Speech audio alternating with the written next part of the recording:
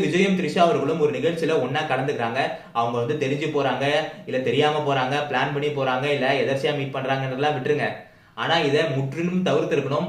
அத விஜய் அவர்கள் செய்யல. இது உண்மையிலேயே ஒரு தப்பான உதாரணமா போய் சேரும் சமுதாயத்துல. ஏன்னா அவங்களுக்குள்ள என்னமோ இருந்துட்டு போதும். ஓகேவா? அத பத்திலாம் நான் கேட்கல. அத பத்தி பேசுறதுக்குலாம் எனக்கு உரிமை கிடையாது. நீங்க தனிப்பட்ட வாழ்க்கையில எப்படி வேணாலும் இருங்க. ஆனா நீங்க இன்னைக்கு ஒரு பொது வாழ்க்கைக்கு வந்துட்டீங்க. பொது வாழ்க்கைக்கு வந்துட்டீங்க. பல பேர் உங்கள பாக்குறாங்க. பல சின்ன சின்ன பசங்க உங்களுக்கு ரசிகர்களா இருக்காங்க. அப்படி இருக்கும்போது நீங்க எந்த ஒரு விளக்கமும் கொடுக்காம, அதுவும் குறிப்பா இந்த சமயத்துல உங்க மேல இவ்வளவு பெரிய விமர்சனம் போயிட்டு இருக்க சமயத்துல எந்த ஒரு விளக்கம் எதுவுமே கொடுக்காம த்ரிஷா அவர்களோட இந்த மாதிரி நீங்க ஒரு நிகழ்ச்சியில பங்கேற்கிறது உண்மையிலே ஒரு தப்பான ஒரு உதாரணத்தை சமுதாயத்துக்கு கொண்டு போய் சேர்க்குதுங்க. அதுல மாற்று கருத்தே கிடையாது. சோ இதை நீங்க தவிர்த்திருக்கணும். உண்மையிலே நீங்க நண்பர்களாவே இருந்தாலுமே, நீங்களும் த்ரிஷாவும் நண்பர்களாவே இருந்தாலும் இதை தவிர்த்திருக்கணும்.